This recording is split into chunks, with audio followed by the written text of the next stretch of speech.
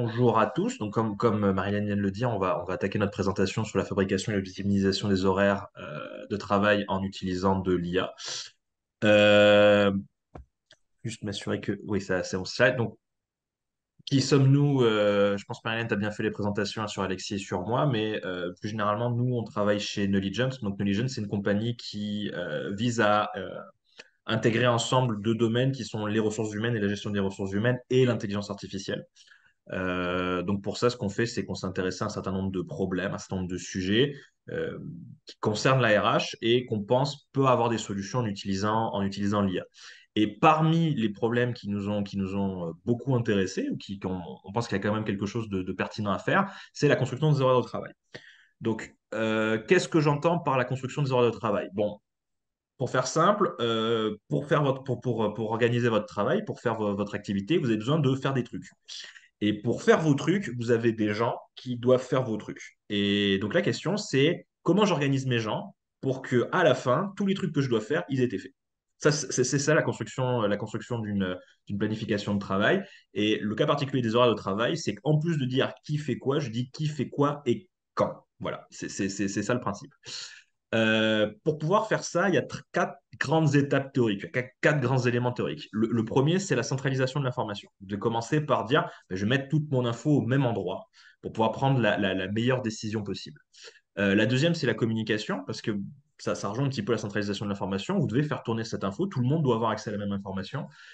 Sinon, vous risquez de vous retrouver à prendre des décisions avec une information faussée, erronée, ou avec des gens, qui ne savent pas vraiment ce qui est en train de se passer autour de la construction des horaires. La troisième, c'est la génération. Alors, je posais une petite question. Il y a beaucoup de caméras éteintes, mais j'ai quand même posé une petite question. Quand vous faites vos horaires de travail, qui c'est qui utilise encore un tableau en mettant des stickers sur le tableau? Vous pouvez mettre juste levez la main ou non, il y en a qu'un qui a la caméra, donc lève pas la main. Mais sinon, voilà, bon, bref. Et ça, c'est la première solution. La deuxième solution, c'est vous êtes passé à la technologie, vous utilisez Excel. Beaucoup, je pense, j'ai vu beaucoup de personnes utiliser, c'est ça, utiliser Excel pour faire le travail. Bon, c'est ce qu'on appelle la génération en fait. C'est vous regardez, vous avez quoi à faire, vous avez qui peut le faire, et donc vous allez vous amuser à mettre des noms dans un tableur Excel. C'est pas forcément l'activité la plus passionnante du monde. En tout cas, je connais personne qui prend beaucoup de plaisir à faire ça. Euh, mais ça fait partie des obligations pour pouvoir avoir une équipe qui roule. Et la dernière, c'est la gestion. C'est vous avez votre Excel, vous êtes très très fier de votre Excel. Vous avez passé des heures, des dizaines d'heures à faire de votre Excel. Et bien sûr, il y a un de vos animateurs qui va se péter une jambe le lendemain. Et donc votre Excel, vous pouvez tout de suite le modifier parce qu'il y a de la gestion à faire, parce qu'il y a toujours des imprévus, parce que jamais ça se passe comme vous l'avez anticipé. Bon, voilà. Donc ça, c'est les quatre grands morceaux théoriques de la construction des horaires. Donc moi et Alexis, ce qu'on va vous présenter aujourd'hui, c'est comment on peut faire ça de manière automatique. On va le présenter à travers un de nos produits, un produit Knowledge qui s'appelle le TS25, donc qui est un outil d'assistance à la création des horaires pour faire ces quatre grandes étapes plus vite et moins cher et mieux. Euh, pour vous introduire ça, je vais m'amuser à introduire, enfin, Alexis va s'amuser à introduire quelqu'un, Marie-Claude. Merci Jean, puis c'est surtout bonjour à tout le monde, c'est un plaisir de vous voir. En fait, on va se mettre un peu dans la peau pour la démonstration, surtout après quand on va aller dans l'outil. En fait, on va se mettre dans la peau de Marie-Claude. Donc, qui elle est Marie-Claude et qu'est-ce qu'elle fait? En fait, Marie-Claude, bon, passionnée de ski, elle est gestionnaire d'un centre culturel. Le centre culturel, elle gère, on parle d'une cinquantaine d'intervenants qui se divisent sur 5 équipes. Donc, quand même, ça peut être des bénévoles, des intervenants, des gestionnaires, bref, une certaine équipe avec différents postes et rôles. Le centre culturel a plusieurs lieux, donc 3 pavillons, et le fait en moyenne là, 80 activités qui sont réalisées par semaine, qui sont réalisées justement par ces équipes à des lieux différents. Donc, vraiment, ça peut commencer à être un casse-tête, là, de se dire, bon, ben, quels sont mes horaires les 2 prochaines semaines, comme on disait, genre, avec un classeur Excel, etc. Bref, quelques irritants pour elle. Donc, si on va justement connaître quels sont ces irritants et qu'est-ce qui l'amène à se dire, ben, peut-être qu'un Word Scheduling System, ça pourrait être intéressant pour moi. En fait, elle a plusieurs fichiers, plusieurs systèmes qui ne se communiquent pas nécessairement ensemble. Par exemple, les feuilles de temps des individus, ensuite un autre pour les disponibilités, un autre pour ce qui est des horaires, etc. Bref, et tout ça ne communique pas ensemble. Donc, il y a beaucoup de va-et-vient entre les systèmes, les informations, ce qui fait en sorte que, ben, justement, de l'autre côté, il y a plusieurs versionnings. Est-ce que tu m'as envoyé la dernière version des horaires? Est-ce que tu m'as envoyé les derniers feuilles de temps? C'est-tu ça à bonne donnée? C'est-tu, etc. Bref, des fois, fait que là, ça fait beaucoup de perte de temps, mais aussi d'énergie, tout ça. Puis finalement, ben, une de ces grandes, comment je pourrais dire, contraintes, c'est de se dire, ben, est-ce que lorsque j'ai fait mes horaires de travail, mes ressources sont vraiment optimisées, c'est-à-dire est-ce que j'aurais pu leur octroyer d'autres activités, optimiser vraiment ma programmation? Et c'est ce qu'on va voir justement comment mettre tout ça ensemble dans l'application.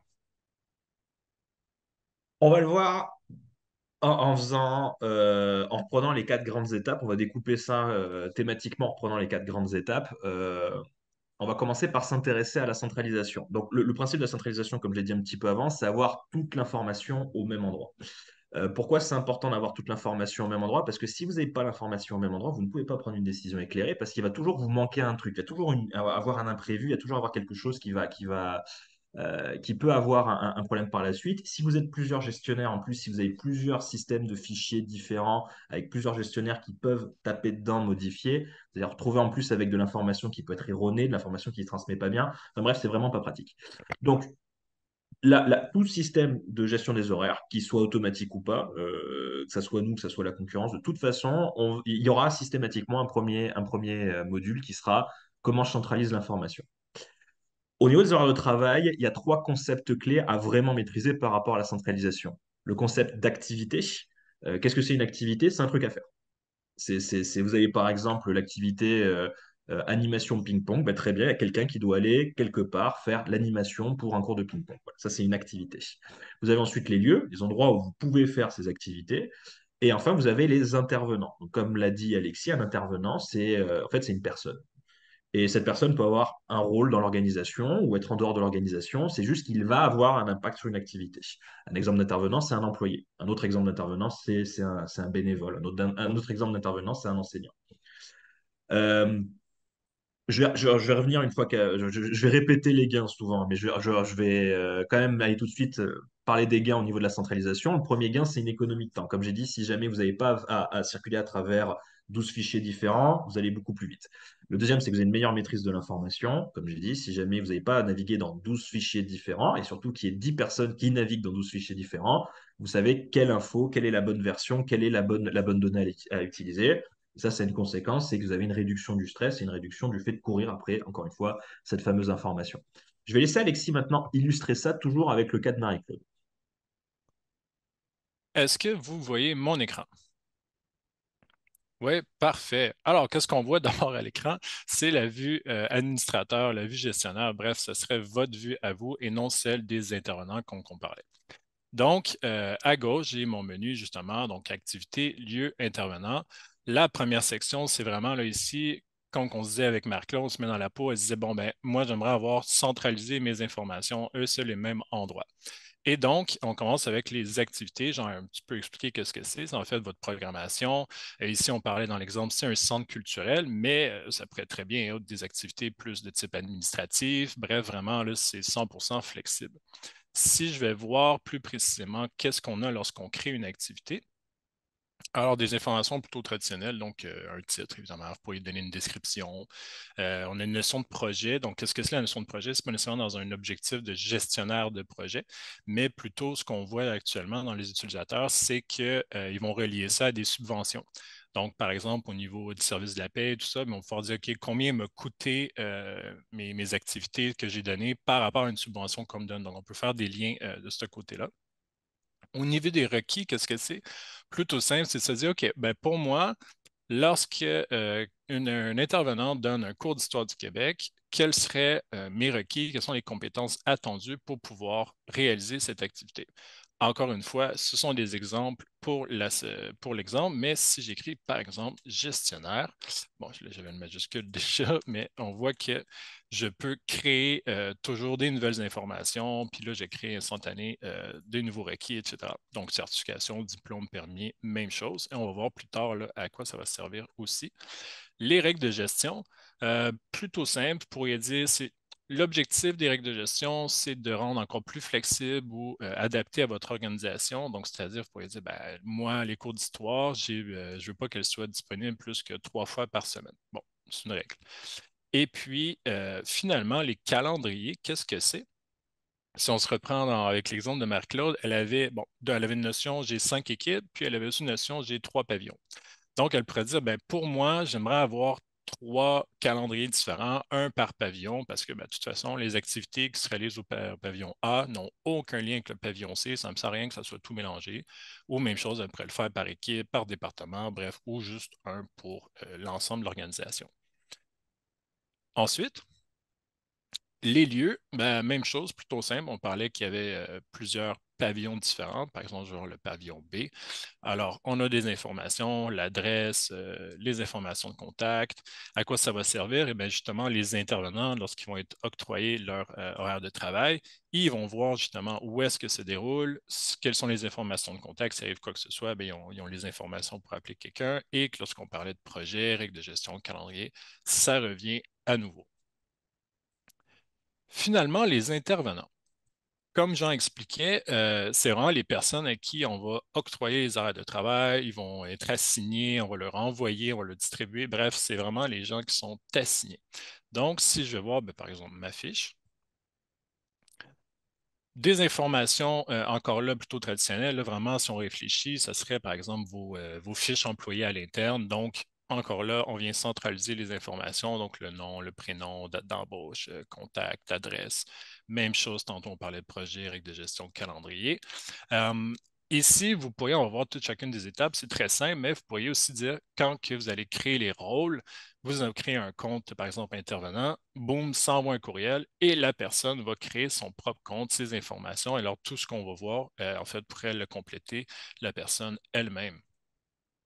Les contraintes, en fait, c'est des règles administratives. Donc, par exemple, vous pourriez aussi avoir, là, elle avait des animateurs, des enseignants et des organisateurs, organisatrices dans son organisation. C'est-à-dire que, bref, on peut construire aussi les postes. Les postes ont un salaire, ils ont des minimums d'activité, maximum d'heures quotidiennes ou par semaine, etc. Bref, ce sont tous des règles aussi qui vont permettre d'utiliser l'outil automatiquement dans les horaires de travail pour justement dire, OK, ben, je dois faire maximum 37 heures par semaine, ben, elle ne va pas octroyer 40 heures par semaine à un individu. Ensuite, au niveau des compétences, ben justement, vous avez souligné, tantôt, on a vu les activités.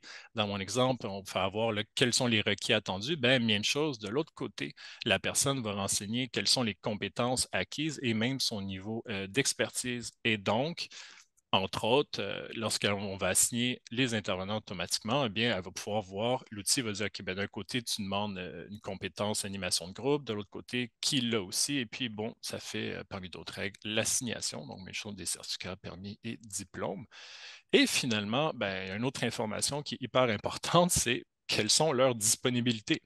Donc, chaque personne peut aussi renseigner leur niveau de disponibilité. Donc, dans mon exemple, là, ici, en vert, c'est qu'est-ce qui était disponible. Le 9, il s'est mis seulement sur appel. Il y a une semaine de vacances dans la 16 octobre. Si je vais voir, par exemple, bon, plutôt simple, je mets les dates, je mets les heures, les jours que ça concerne et on supporte, par exemple, disponible. Est-ce qu'il est en vacances? Est-ce qu'il est en maladie? C'est-tu un jour férié? C'est-tu sur urgence seulement ou bien sur appel? Et chaque niveau, justement, va être considéré. Ça ferait le tour. Donc ici, on est vraiment dans une centralisation de l'info. Est-ce que vous avez des questions jusque-là? Non? C'est clair? C'est intéressant, plutôt. Euh, Deuxième grosse étape, la communication. Donc, avoir ça centralisé, c'est très bien, c'est un bon début. Maintenant, il faut s'assurer que tout le monde ait la même information et accès à cette information et puisse travailler avec cette information-là. Un des points souvent qu'on nous a marqué, sur lequel on a proposé une solution, c'est qu'il y a un certain point de douleur dans l'échange entre les gestionnaires et les intervenants. C'est que avoir la communication des disponibilités, comme ce qu'on a vu, ou des compétences des intervenants au niveau de gestionnaire, le faire remonter au niveau gestionnaire et le maintenir à jour, c'est un certain point de douleur. Euh, donc, Alexis va montrer comment nous, on a réussi à répondre au moins partiellement à ce point de douleur. Je te laisse la présentation, Alexis. Super. Donc là, on voit que l'interface est différente. C'est normal. On est rendu dans la vue intervenant. Donc, comme je rappelle, c'était vraiment sur qui reçoivent les horaires de travail, qui complètent les informations qu'on a vues plus tôt. Qu'est-ce qu'on va communiquer? Ben justement, on parlait, bon, ils vont pouvoir enseigner leurs infos, leurs compétences, on les a vues tantôt. Donc, tantôt ici, on reprend ma fiche, là, j'ai toutes les compétences que j'avais informées. Même chose au niveau de mes disponibilités, on voit que c'est les mêmes. Et en fait, l'idée, c'est que lorsque j'ai renseigné, par exemple, m'avait octroyé, m'a dit, ah ben, il y a telle formation qui se donne, parfait. Donc là, j'ai suivi une formation et j'ai acquis une nouvelle compétence. Je vais pouvoir l'ajouter et ça va vous envoyer une notification dans le portail qu'on a vu tantôt au niveau administrateur. Vous allez pouvoir accepter ou non. Et même chose au niveau de mes disponibilités. Vous pourriez dire, ben, je suis désolé, Alexei, ta semaine de vacances, on s'en est jamais parlé. Non, je ne peux pas l'accepter. Donc, vous avez toujours la flexibilité de cette communication entre qu'est-ce que je renseigne et à l'inverse, qu'est-ce que vous acceptez ou non par rapport à ce que j'ai ajouté à mon profil. Plus tard, on va voir aussi justement les horaires de travail, ben, vont être communiqués aussi de un dans l'application, mais aussi sur mon téléphone, dans mes courriels. Je vais pouvoir vous envoyer mes feuilles de temps automatiquement aussi, les modifier, mais elles vont être pré-remplies. Et donc, il y a aussi une communication parce que c'est tout centralisé. Et à chaque fois que je vous envoie de l'info, ben, vous êtes informés, vous pouvez les accepter, refuser, modifier. Bref, vous avez toujours une intercommunication entre les deux portails. Je vais laisser Jean pour le troisième volet. Alors, juste rapidement sur communiquer, les gains, je pense que j'ai pas forcément besoin de beaucoup les détailler, mais encore une fois, il y a une économie de temps. De toute façon, c'est le leitmotiv de toute cette présentation, c'est l'économie de temps. Il y a une réduction des erreurs. La communication se faisant à travers un seul système, pas à travers 12 000 mails interposés, bah, il y a moins d'erreurs qui peuvent apparaître là-dedans. Et un dernier avantage, c'est le fait de pouvoir mettre des préférences sur des compétences ou sur certaines activités. Ça entraîne une meilleure satisfaction du personnel parce que on va pouvoir comme ça favoriser les endroits où ils ont envie de travailler. Ça ne veut pas dire ils vont aimer tout ce qu'on va leur demander de faire, mais ça veut dire qu'on peut au moins essayer de faire une démarche pour favoriser les endroits où ils ont des préférences, que ce soit au niveau de leur au niveau de leur emploi du temps, de leurs horaires ou au niveau de leurs compétences. Maintenant, je vais parler du morceau, de mon morceau favori. Parce que moi je fais de l'IA et donc résultat là c'est le morceau où l'IA intervient, c'est la génération. Donc, normalement, là, vous dites, c'est très bien, c'est très joli ce que vous avez montré, c'est sympathique, ça centralise l'information, ça permet de communiquer, mais il y a un moment, il y a quand même un assisté paria qui doit apparaître, et pour pas que moi, derrière, même avec ça, j'ai quand même besoin de manipuler un Excel, un Excel à faire mes horaires. Bon, ben, c'est là que ça apparaît. L'idée d'utiliser l'IA là-dedans, c'est que c'est bien, j'ai toute l'information au même endroit, donc je vais dire à une machine, je vais déléguer complètement le travail de construction des horaires à une machine. Je vais appuyer sur une poignée de boutons, et le système va automatiquement me produire des horaires de travail optimisées en fonction de mes besoins, parce que j'ai dit ce qu'il fallait faire, en fonction des préférences des gens, je vais prendre en considération ce qu'ils ont dit, et en fonction des disponibilités. Nous, notre but en développant ça, c'était vraiment faire quelque chose qui soit le plus no stress possible. Le plus, j'appuie sur un bouton, je laisse faire et j'oublie. Donc, je vais laisser Alexis vous montrer ce qui se passe quand on appuie sur ce fameux bouton. Alors, on va retourner dans l'application, bien sûr, à la vue administrateur et gestionnaire. Donc là, on est rendu au calendrier d'événements. Calendrier d'événements, c'est vraiment là où est-ce qu'on bâtit notre programmation, nos horaires de travail. Bref, on est dans un environnement de simulation. Donc, c'est-à-dire, on n'est pas nécessairement en Go Live, on est vraiment juste en train de jouer avec nos horaires. Donc, ici, en bleu, c'est-à-dire que Marie-Claude a pré-rempli, elle savait, par exemple, dans la semaine du 5 juin, j'ai une activité, bref, de la réception à faire, je dois accueillir les clients pour une activité qui se produit au centre culturel. Je ne sais pas encore ça va être qui, puisque justement, il y a une panoplie, puis ce casse-tête-là, je ne veux pas, tout ce que je dis, c'est que je dois avoir quelqu'un pour faire cette activité à ce lieu-là et à quelle heure, quelle date. Donc, comment que ça s'est fait? Bien, ajouter un événement, je remplis les informations et puis tout simplement, ça bâtit ma programmation. Comme j'en parle, en fait, on a ici assigné les intervenants. Donc là, quand je vais sur ce bouton, qu'est-ce qu'il va faire? J'ai plusieurs options. Je pourrais dire, ben, écoute, je ne me casse pas la tête, optimise dans son entièreté entre les dates que j'ai demandées. Donc, je vais démarrer l'assignation. Et là, ça calcule, il va voir par rapport à toutes les contraintes qu'on a vues ensemble et il va me retourner une solution. Donc là, qu'est-ce qu'on a à l'écran? Plutôt simple, en bleu, c'est des dates, je dis, ben, touche pas à ça, je veux pas que tu les optimises encore. en vert et en orange. En vert, ben, plutôt simple. Si j'y vais, on voit que, par exemple, l'atelier de peinture au centre culturel, c'est assigné à Élise. Donc, tout ce qui est en vert, ça a fonctionné, il a trouvé quelqu'un. Mais je pourrais me dire, OK, mais en orange, qu'est-ce qu'il y en est? Eh bien, par exemple, la réception, je vais aller voir pourquoi je pourrais modifier seulement la journée du 5 ou en fait la série qui était la semaine complète. Donc, disons, je dis, ben, écoute, juste le 5, allons voir. Et on va me dire pour chacun de mes intervenants, qu'est-ce qui se passe? Bon, Daniela est indisponible. Mathieu, non seulement est indisponible, mais il y avait des compétences manquantes et ainsi de suite. Je vais pouvoir voir d'autres raisons. Je pourrais dire, bon, ben, Laetitia, tu n'as peut-être pas les compétences, mais tu sembles être disponible et ça me satisfait. Donc, je vais sauvegarder et dorénavant, on voit maintenant que ça va être Laetitia qui va être octroyée à cette date. Donc, je peux voir l'ensemble des activités de ma journée et les modifier, les effacer. Bref, je peux vraiment jouer entièrement avec ma programmation. Comme on parlait plutôt aussi de ces irritations, Marc-Claude nous a dit, ben, c'est beau, j'ai fait mes horaires de travail, mais je ne sais quand même pas à quel point est-ce que c'est optimisé. Est-ce que j'ai encore de la dispo? Est-ce que mes ressources pourraient booker d'autres activités, quoi que ce soit? Alors, on a les résiduels. Ce qu'on voit à l'écran, c'est en fait, là, je vois, ben, OK, ben, finalement, j'ai encore beaucoup de disponibilité. Par exemple, le 7 juin, j'ai 12 personnes qui ont encore, m'ont dit qu'il y a encore de la disponibilité par rapport à ce que j'ai déjà booké. Donc, je pourrais, par exemple, filtrer et me dire, bon, ben, ça fait plusieurs fois que mes clients me disent, écoute, les ateliers de peinture, on en veut plus, on aime ça, bon, pas de problème, je vais aller voir, puis je me rends compte, ben, crème, je pourrais quasiment en faire à tous les jours. Donc, je pourrais voir, ben, finalement, ce serait à nouveau Élise et à quel lieu qu'elle pourrait les faire et finalement, quelle autre activité aussi Élise peut faire. Donc, je pourrais booker d'autres activités et augmenter ma programmation, mon offre de service. Quand je disais qu'on est dans un environnement qu'on peut s'amuser, vraiment juste jouer avec, en fait, c'est un peu au sens propre. J'ai des statistiques, donc on va me dire, par exemple, bon, ben, la programmation que tu avais prévue, tu es booké jusqu'à 80%. Ouais, 80%, c'est pas super, j'aimerais mieux autour de 90, 92. Donc, j'ai ici des sauvegardes. Donc, je pourrais me créer une copie de sauvegarde de cette image de mes horaires et me dire, OK, ben, qu'est-ce qui arrive si, par exemple, mes ateliers cours d'histoire, finalement, ça se produit le soir plutôt que le matin? Tu sais, je pourrais faire complètement un autre horaire, l'assigner à nouveau, puis là, comparer plusieurs sauvegardes, plusieurs horaires comme ça, pour faire, ben, finalement, celle qui est préférable pour moi, c'est, mettons, l'image numéro 4. Bon, mais parfait. Quand je suis prêt, je vais passer à l'exportation, c'est-à-dire, OK, j'ai l'image qui m'intéresse, les personnes sont octroyées, etc. Je suis content, je suis satisfait avec mes horaires, donc je vais passer en mode Go Live. Donc, je vais retourner à mon exemple du camp d'été. Et voilà, je suis passé en mode sur le terrain. Je vais laisser Jean expliquer qu'est-ce que ça veut dire concrètement. Juste, je vois qu'il y a une question qui est partie dans le chat avant que je passe dans Ah, le. oui, j'ai pas vu la question.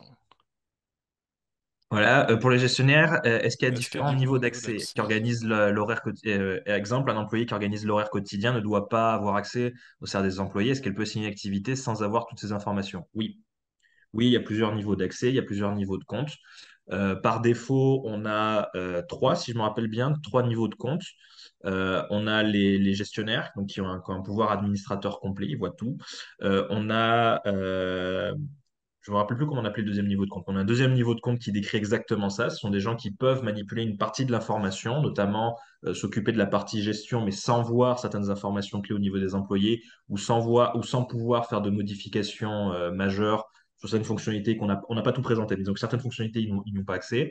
Et à la fin, on a le dernier compte qui sont les comptes intervenants qui, eux, ne voient qu'à travers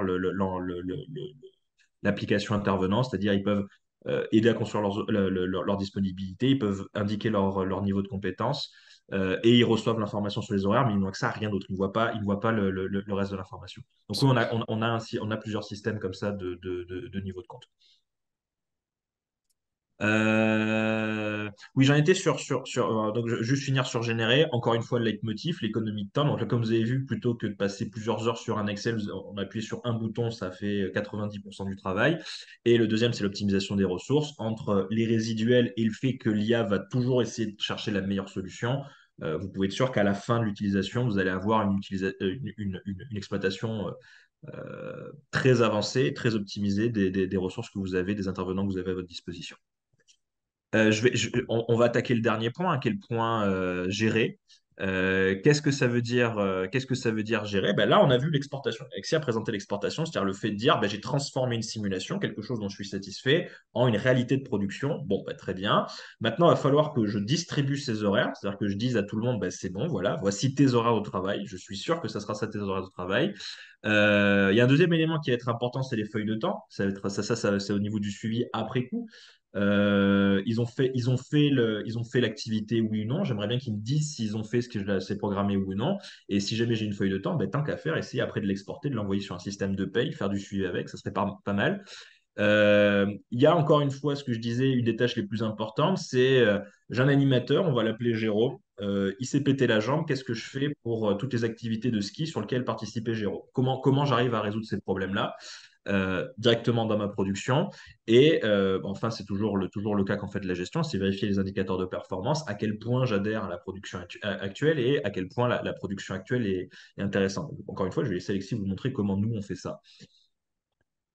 Alors, on va retourner à la vue administrateur. Assez similaire à ce qu'on a vu, mais là, on a des fonctionnalités un peu différentes, mais essentiellement, ici, on est vraiment là sur le terrain, on est en Go Live, c'est vraiment ce qui se passe. Donc, plusieurs fonctionnalités, on pourrait quand même à nouveau créer des événements comme qu'on a vu tantôt, assigner automatiquement quelqu'un. Finalement, quelqu'un veut rapidement booker une nouvelle activité, ben, le problème, on l'ajoute et c'est tout. Je peux encore voir mon résiduel, bien sûr, des filtres et tout. Ce qui se passe dans ma journée, j'ai toute l'information, quand, qui, où, quelle heure, etc. Je peux également distribuer mes horaires de travail. Donc, c'est-à-dire, oui, elles sont exportées, mais maintenant, ce que je veux faire, je pourrais exporter, distribuer mes horaires de travail. Soit, par exemple, on parlait par projet plus tôt, on pourrait dire, bon, tout ce qui est au projet PSOC, ben, paf, il reçoit les horaires, ou par lieu, le pavillon A, tout le monde a les horaires, le pavillon B, C, je ne suis pas encore certain. Bref, donc là, par exemple, je vais décidé d'envoyer des horaires de travail à Gabriella. Je vais les transmettre. Et là, ce qui se produit, ben, j'ai une différence. Qu'est-ce que j'ai expédié et qu'est-ce que j'ai pas expédié.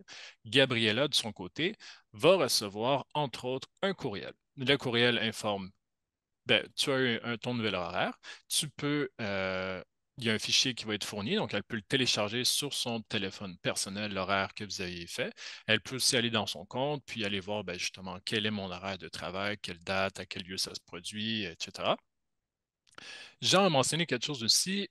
Tantôt, j'avais distribué la réception du 5 juin à Laetitia parce que ben, finalement, on n'avait personne. Laetitia, finalement, a dit, écoute, je peux pas. Notre gérante de tantôt s'est cassé une jambe. Bon, ben, OK, à nouveau, faut que je change. Ben, il n'y a aucun problème. Encore à nouveau, je pourrais dire, ben, indiscipline dans cette plage, manque de compétences. Écoute, ben, cette fois-ci, ça va être Marcel parce que j'ai pas le choix. Cette activité doit être bookée. Alors, je sauvegarde et dorénavant, ça va être Marcel qui a l'activité. Donc, vraiment, au niveau de la gestion des imprévus, ça se fait très rapidement. Et finalement, si jamais il y a un plus gros problème, il n'y a aucun problème, là, on peut toujours effacer, par exemple, tout ce qui est la semaine du 5, retourner, faire des simulations. L'outil va nous proposer d'autres personnes par rapport à ce qu'on avait, puis finalement, je renvoie à nouveau les horaires de travail. Ensuite, au niveau des feuilles de temps, euh, là, en attente de validation, bien sûr, il n'y a rien, plus en date d'aujourd'hui. Donc, qu'est-ce que c'est? Ben, d'un côté, si j'ai mes programmations, c'est-à-dire que j'ai aussi par défaut mes feuilles de temps pré-remplies. Je sais déjà qui fait quoi, quand, combien de temps, etc. Donc, la personne dans son compte, mettons Marcel ou moi tantôt quand j'étais dans le compte intervenant, ce qu'il va faire, c'est qu'il peut juste dire, ben, effectivement, écoute, j'ai rien à faire, tout est déjà là, l'activité hors de la scène, ça s'est bien passé cette journée-là, de telle heure à telle heure, j'approuve. Au contraire, on pourrait se dire, ouais, finalement, c'était de 8 à 4, mais il y a eu un imprévu, un enfant s'est blessé, ça a été de 8 à 6. Bon, mais finalement, entre planifié et réel, vous allez également être au courant. Ça va être écrit, par exemple, 8 à 6, et est-ce que vous acceptez les modifications, et peut ajouter des événements, etc. Donc, vous allez approuver les faits de temps, et puis, comme j'en sais aussi, les distribuer, par exemple, à votre département l'exporter au département de paye ou d'autres systèmes. Finalement, au niveau du tableau de bord, bien sûr, vous êtes des gestionnaires, ça vous intéresse de savoir, ben, premièrement, par exemple, les coûts de votre programmation, comment que ça se passe au niveau des heures, est-ce que tout le monde est vraiment bien assigné, est-ce que tout le monde est optimisé, bref, quelques indicateurs pour vous aider dans la gestion quotidienne. Je vais laisser Jean retourner vous expliquer la suite. Encore une fois, leitmotiv. Pourquoi c'est pensé de cette manière-là? C'est l'économie de temps. C'est l'amélioration du suivi aussi et la réponse rapide aux imprévus, parce que ça, pareil, nous sur le terrain, on s'est bien rendu compte que les imprévus, c'était quelque chose de très, très, très, très concret et qu'il fallait qu'il y ait une solution rapide proposée par rapport à ça. Bon, maintenant, au niveau des questions qu'on pourrait se poser au-delà, dans quel contexte un TS25 ou équivalent est intéressant? Quand est-ce que c'est intéressant d'avoir un système de construction des horaires? Euh, à peu près dans beaucoup de cas de figure, en tout cas presque tous ceux qu'on a rencontrés. C'est intéressant dans l'événementiel. Pourquoi? Parce qu'il y a beaucoup d'activités à faire de nature différente avec beaucoup de compétences à mobiliser. On ne peut pas mettre n'importe qui n'importe où. Donc avoir un système qui est capable d'avoir comme ça un regard d'aigle et de pouvoir optimiser ce que j'ai sous la patte, c'est quand même quelque chose de pertinent. On a donné l'exemple de l'activité communautaire et l'affectation et l'affectation d'intervenants pouvant être des bénévoles sur l'activité communautaire. C'est aussi un très très grand classique. Les formations, vous avez plusieurs formateurs, des compétences différentes, il va falloir les faire intervenir. La formation, c'est très intéressant. La gestion des camps d'été, ça va rejoindre le côté communautaire, certaines activités touristiques. Bref, il y a quand même une farandole d'activités dans lesquelles c'est pertinent d'avoir un outil de ce type-là. En fait, la question, il y a une méthode pour savoir si c'est pertinent ou pas, c'est de savoir si le problème que j'ai de l'affectation horaire, il est complexe et il est coûteux. C'est ça la question que vous devez vous poser. Si jamais vous avez une affectation complexe et coûteuse, il est utile. Si jamais vos intervenants ou vos employés font toujours la même chose, sont pas très nombreux, font toujours la même chose, ont presque tous les mêmes compétences, le test 25 n'est pas très très utile, on va être très très honnête. Euh, ce qui va déterminer la complexité d'une tâche, de cette tâche-là, du fait de faire l'affectation des horaires, c'est principalement trois paramètres. Le premier, c'est les lois et les réglementations qui entourent les événements. Si jamais vous avez beaucoup de réglementations, par exemple, vous devez avoir au moins deux animateurs pour ce genre d'activité. Un animateur ne peut pas faire cette activité plus de X fois par semaine pour des raisons syndicales ou pour des raisons de sécurité. Voilà. Là, ça devient très très intéressant parce que la machine est capable de prendre en compte toutes ces règles-là. Pour elle, c'est extrêmement simple. Le deuxième, c'est le nombre de paramètres. Quand je parle de nombre de paramètres, c'est le nombre d'intervenants, le nombre d'activités, le nombre de lieux. Plus vous avez de paramètres, plus c'est compliqué à faire, notamment pour un humain. Euh, Plus la machine devient intéressante pour remplacer l'humain. Parce que comme ça, c'est beaucoup plus simple pour elle que pour nous. Et le dernier point, ça va être la rareté de certaines ressources. Ça rejoint un petit peu la complexité des règles, mais si jamais vous avez beaucoup de ressources rares, des gens spécialisés, par exemple dans un événement, vous avez des gens qui sont vraiment orientés son, des gens électroniques, des gens électriques, des gens sur de la pyrotechnique, vous pouvez difficilement les permuter, c'est-à-dire que là, votre construction va être beaucoup plus complexe. Et donc, c'est la rareté de ces compétences-là qui va faire que, ben, là, encore une fois, avoir une machine, vous allez gagner beaucoup de temps lorsque vous allez faire votre programmation. Bon, ça, je vais passer très très vite. Je vais surtout passer sur la partie les gains de cette manière-là. Ce qu'il va falloir retenir de notre présentation, donc la première chose, c'est la règle générale, le TS25, c'est un outil d'aide à la gestion et un outil d'aide à la prise de décision. Euh, Là, en l'occurrence, la prise de décision, c'est de faire des ordres automatiques, mais c'est un outil d'aide à la prise de décision.